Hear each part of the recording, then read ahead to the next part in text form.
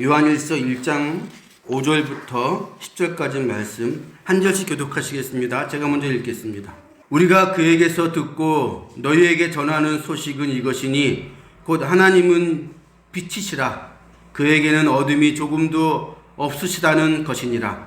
만일 우리가 하나님과 상관이 있다 하시고 어둠에 행하며 거짓말을 하고 진리를 하지 아니하는 거니와 그가 빛 가운데 계신 것 같이 우리도 빛 가운데 행하면 우리가 서로 사귐이 있고 그 아들 예수의 피가 우리를 모든 죄에서 깨끗하게 하실 것이요. 만일 우리가 죄가 없다고 말하면 스스로 속이고 또 진리가 우리 속에 있지 아니할 것이요. 만일 우리가 우리 죄를 자백하면 그는 미쁘시고 의로우사 우리 죄를 사하시며 우리를 모든 불의에서 깨끗하게 하실 것이요. 만일 우리가 범죄하지 아니하였다 하면 하나님을 거짓말하는 이로 만드는 것이니 또한 그의 말씀이 우리 속에 있지 아니하니라. 아멘. 오늘 본문 말씀은 우리가 죄를 이기는 방법에 대해서 말하고 있는 성경 말씀입니다. 우리가 어떻게 이 땅에서 죄를 이기고 살 것인가, 그거에 대해서 말씀을 하고 있습니다. 예수님께서 이 땅에서 활동하실 때 가장 골치 아픈 사람들이 있었는데 자기가 죄가 없다라고 생각하는 사람들이었습니다. 그런 사람들은 자기가 죄가 없으니까 자기 죄를 인정하지 않으니 죄로부터 해방되거나 구원받을 필요도 못 느끼는 겁니다. 그 대표적인 사례가 요한복음 9장에 나오는데요. 거기서 예수님이 바리새인들에게 이렇게 말씀하십니다. 예수께서 이르시되 내가 심판하러 이 세상에 왔으니 보지 못하는 자들은 보게 하고 보는 자들은 맹인이 되게 하려 함이라 하시니 바리새인 중에 예수와 함께 있던 자들이 이 말씀을 듣고 이르되 우리도 맹인인가? 예수께서 이르시되 너희가 맹인이 되었더라면 죄가 없으려니와 본다고 하니 너희 죄가 그대로 있느니라. 바리새인들이 우리는 죄 없어, 우리는 죄 안 지어 이렇게 말하기 때문에 그들의 죄가 그대로 남아있다는 겁니다. 그래서 오늘 우리가 읽어본 이 본문에서도 우리가 죄를 이기려면 가장 먼저 해야 될 일이 있습니다. 그 죄를 인정하는 겁니다. 그게 8절과 10절에 나와 있죠. 8절, 만일 우리가 죄가 없다고 말하면 스스로 속이고 또 진리가 우리 속에 있지 아니할 것이요. 10절, 만일 우리가 범죄하지 아니하였다 하면 하나님을 거짓말하는 이유로 만드는 것이니 또한 그의 말씀이 우리 속에 있지 아니하니라. 제가 아주 어릴 때부터 교회를 다녔잖아요. 근데 신앙이 철이 든 거는 청년 때였습니다. 신앙이 철이 들자마자 저를 가장 골치 아프게 만든 게 뭐냐면 이 죄 문제였어요. 이 죄 짓는 습관, 그거 말입니다. 제가 이제 성경 말씀 중에서 골로새서 3장을 봤을 때, 이 죄를 안 지으려면 차라리 빨리 죽는 게 낫겠다. 그런 생각을 제가 했습니다. 거기에 어떻게 나오냐면요. 골로새서 3장에 위의 것을 생각하고 땅의 것을 생각하지 말라고 하면서 땅의 것들이 무엇인지 쭉 나오거든요. 제가 읽어드릴게요. 땅에 있는 지체를 죽이라. 곧 음란과 부정과 사욕과 악한 정욕과 탐심이니 탐심은 우상 숭배니라. 이것들로 말미암아 하나님의 진노가 임하느니라.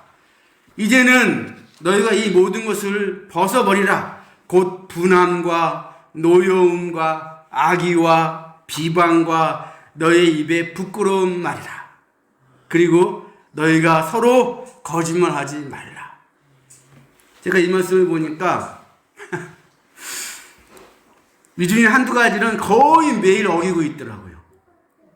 근데 성경에서는 그걸로 하나님의 진노가 임한다고 말합니다. 제가 혈교 왕성할 때 이 말씀을 보니까 하나님의 진노를 안 받으려면 차라리 빨리 죽는 게, 그래서 죄를 덜 짓는 게 낫지 않을까. 진짜로 제가 그 생각을 했다니까요, 그 당시에. 근데 이제 죽는 건 너무 심하잖아요. 그래서 제가 이런 기도를 많이 드렸습니다. 하나님, 저를 로봇처럼 조정해 주셔서 이런 죄들을 짓지 않도록 해 주십시오. 제가 제일 많이 기도한 겁니다. 근데 사실 골로새서 3장에서도 그렇고 오늘 본문 말씀에서도 그렇고 죄를 짓는 걸 인정하는 게 나쁜 게 아니에요. 그게 좋은 겁니다. 문제는 죄책감은 자꾸 드는데 이걸 어떻게 해결해야 되는지를 제대로 못 배웠어요. 죄를 해결하지 못하면 하나님을 믿고 섬긴다고 하면서 계속 죄를 지으니까 얼마나 괴롭습니까? 이걸 못 배우고서 매일같이 죄책감만 드니까 차라리 저를 죽여주세요. 저를 로봇처럼 죄 안 짓게 해주세요. 근데 사람이 계속 이렇게 죄책감을 느끼며 살 수 없거든요. 그래서 이 죄 문제를 제대로 해결하지 못한 사람들은 결국 자기를 속일 수밖에 없습니다.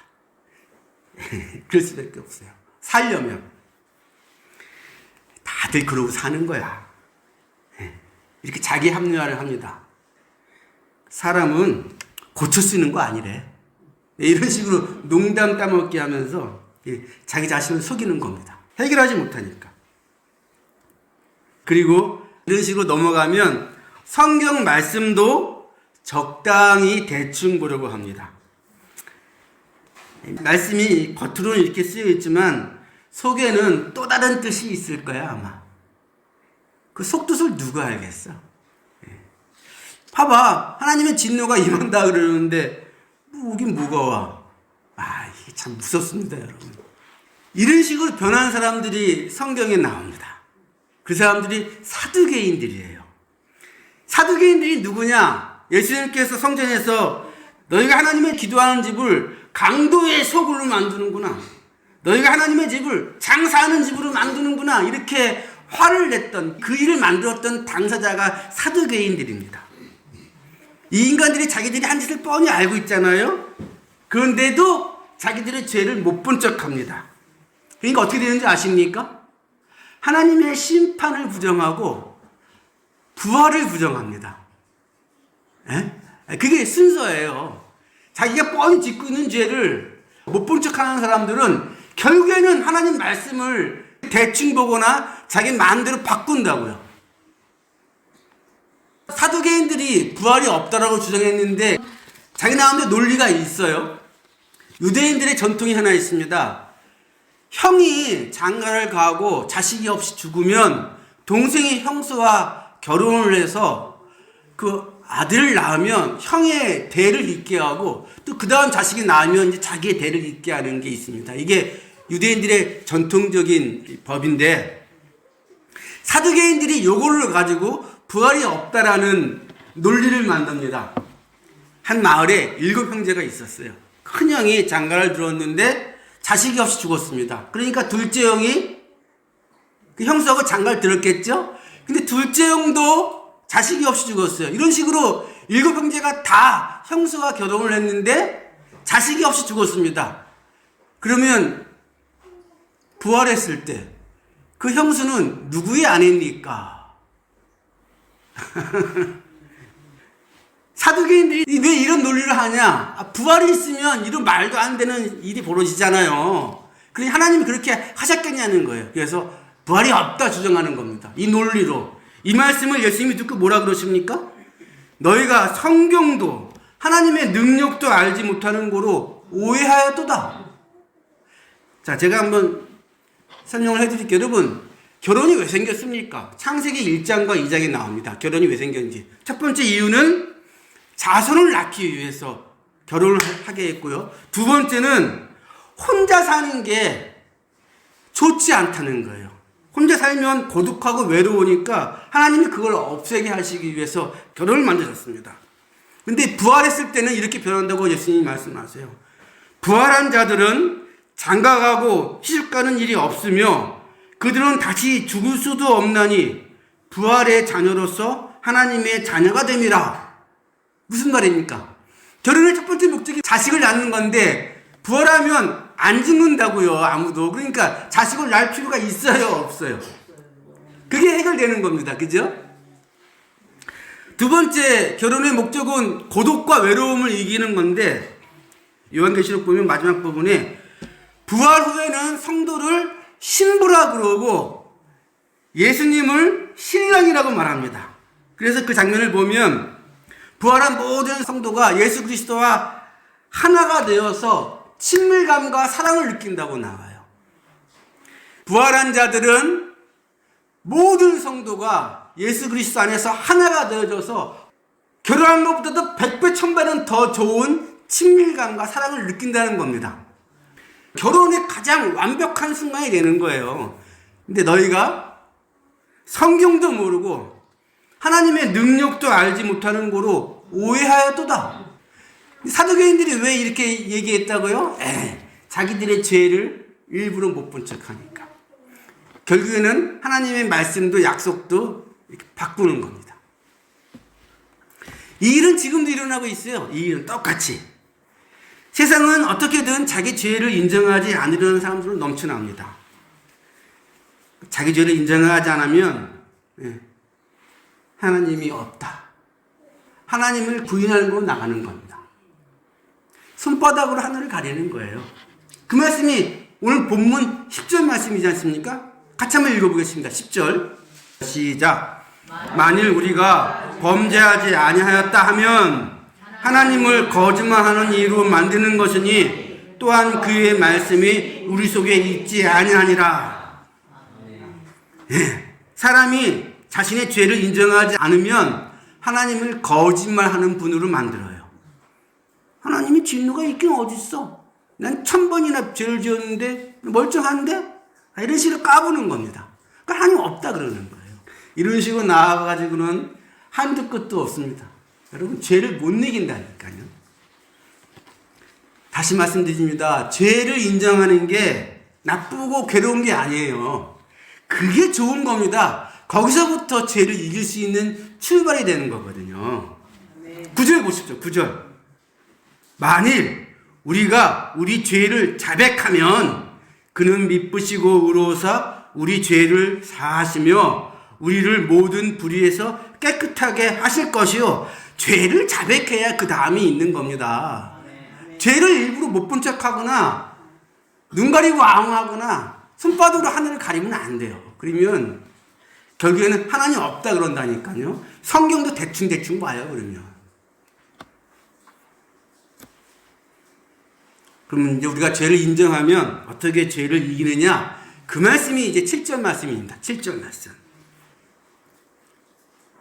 그가 하나님이죠. 하나님이 빛 가운데 계신 것 같이 우리도 빛 가운데 행하면 우리가 하나님과 서로 사귐이 있고 그 아들 예수의 피가 우리를 모든 죄에서 깨끗하게 하실 것이요. 죄를 이기는 방법이 뭐라고요? 하나님이 빛 가운데서 계신 것 같이 우리도 빛 가운데서 행하면 된답니다. 쉽게 말하면 우리가 하나님을 따라하면 된다는 거예요. 아니 목사님 무슨 말씀을 그렇게 하십니까? 성경에 하나님은 눈에 보이지 않는 분이라고 말하는데 보이지 않는 하나님은 우리가 어떻게 따라합니까? 하나님은 우리 눈에 보이지 않습니다. 근데 성경에서는 하나님을 보려면 예수님을 보면 된다라고 얘기합니다. 사도 바울은 예수님이 보이지 않는 하나님의 형상이라고 말하고 요한복음 1장에는 뭐라고 얘기합니까? 하나님을 아무도 본 적이 없으나 아버지 품속에 있는 독생하신 아들이 하나님을 나타내셨느니라 이렇게 얘기하지 않습니까? 예수님도 직접 말씀하셨어요. 나를 본 자는 아버지를 보았다. 그래서 여러분 성경에 쓰여있는 예수님이 하신 일을 보면 하나님을 본 것과 마찬가지입니다.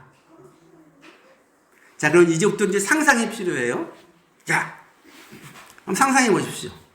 만약 예수님이 우리 법흥리에 오셨어요. 재림하신 게 아니라 처음 오셨을 때 예수님이 우리 법흥리에 오셨다라고 한번 생각해 보시고 어떻게 행동하셨나 한번 따져보시죠.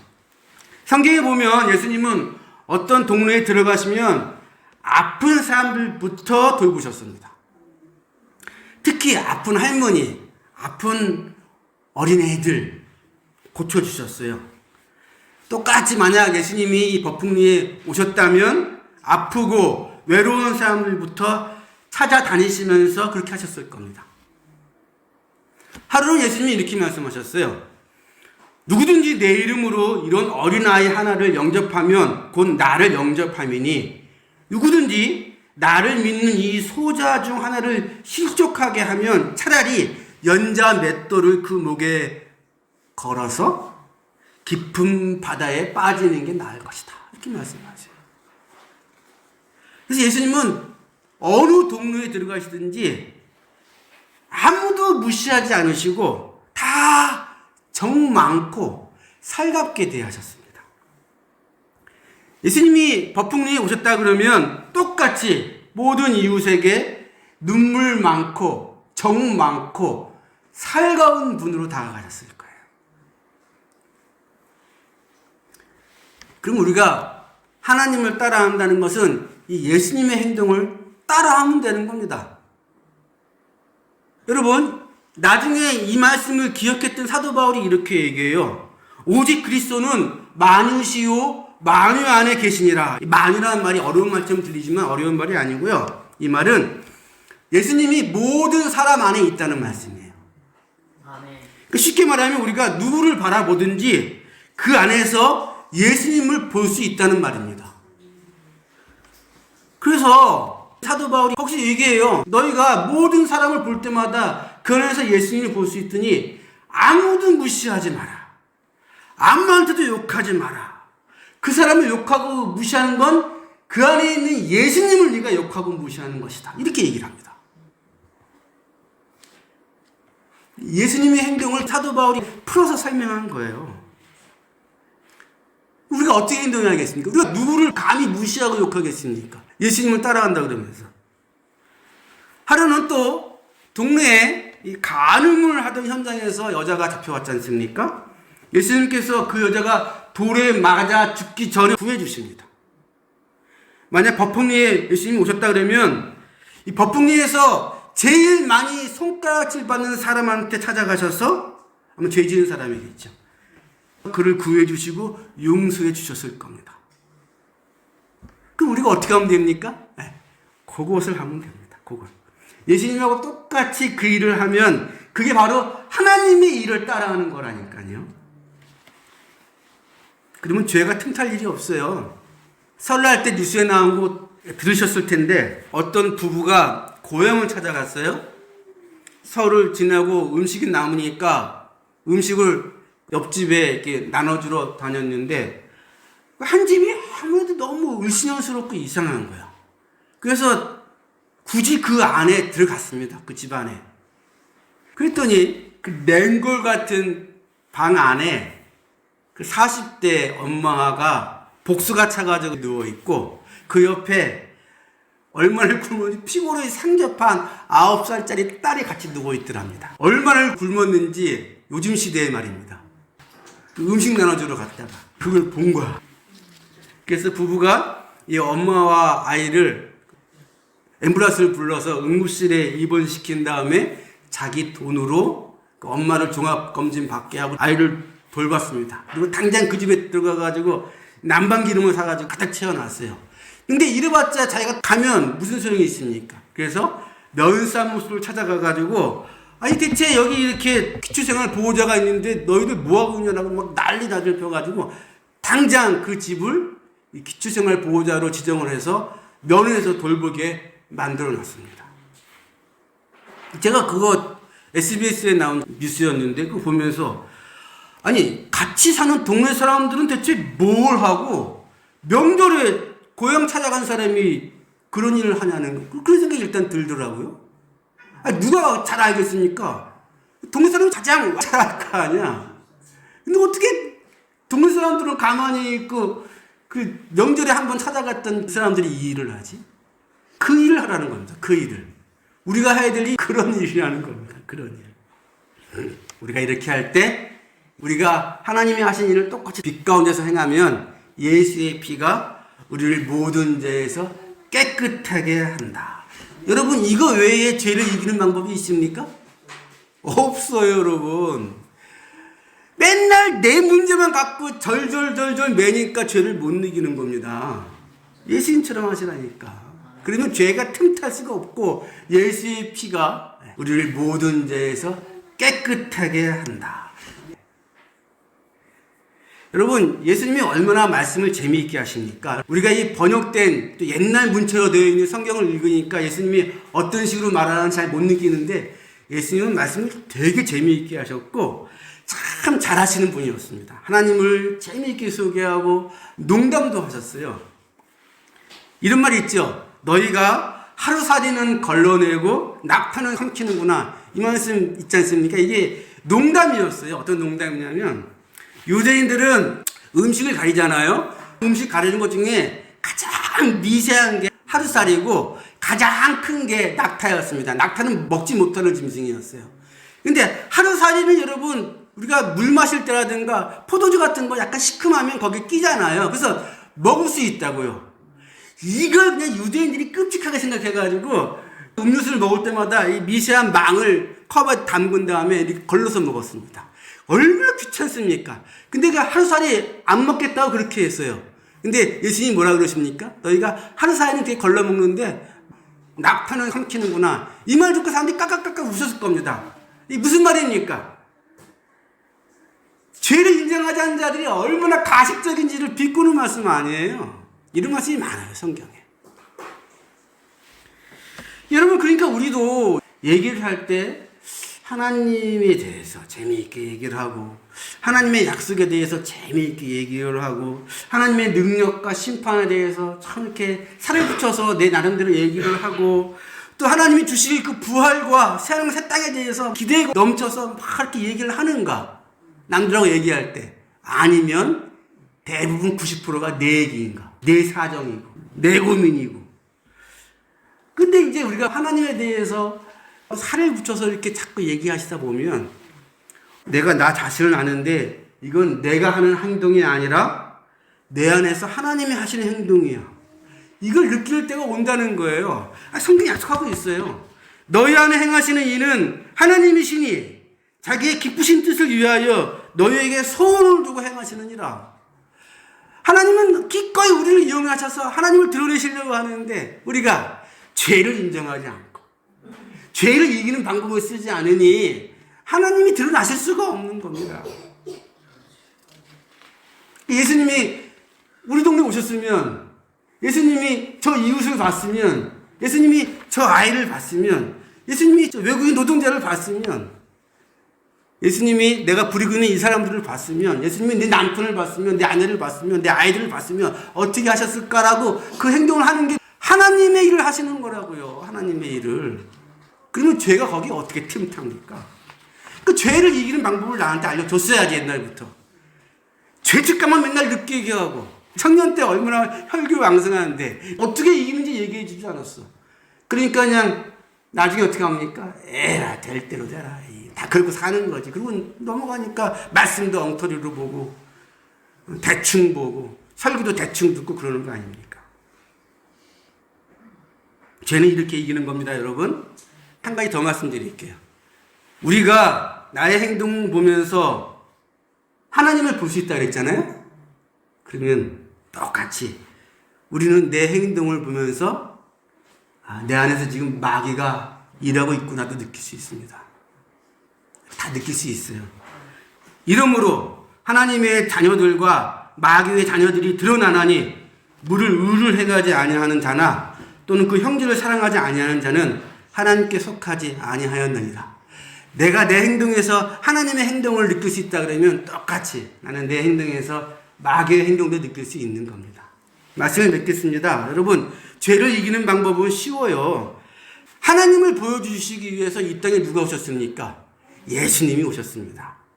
그래서 우리가 예수님의 행동이 성경에 나와 있으니까 그걸 그대로 따라하면 됩니다. 근데 예수님의 행동은 어려운 게 아니에요. 한마디로 정리할 수 있어요. 예수님은 자기 주변에 있는 모든 사람을 다 귀하게 여기셨습니다. 우리가 그것을 따라하면 하나님을 드러낼 수 있고 죄를 이길 수 있습니다. 기도하시겠습니다.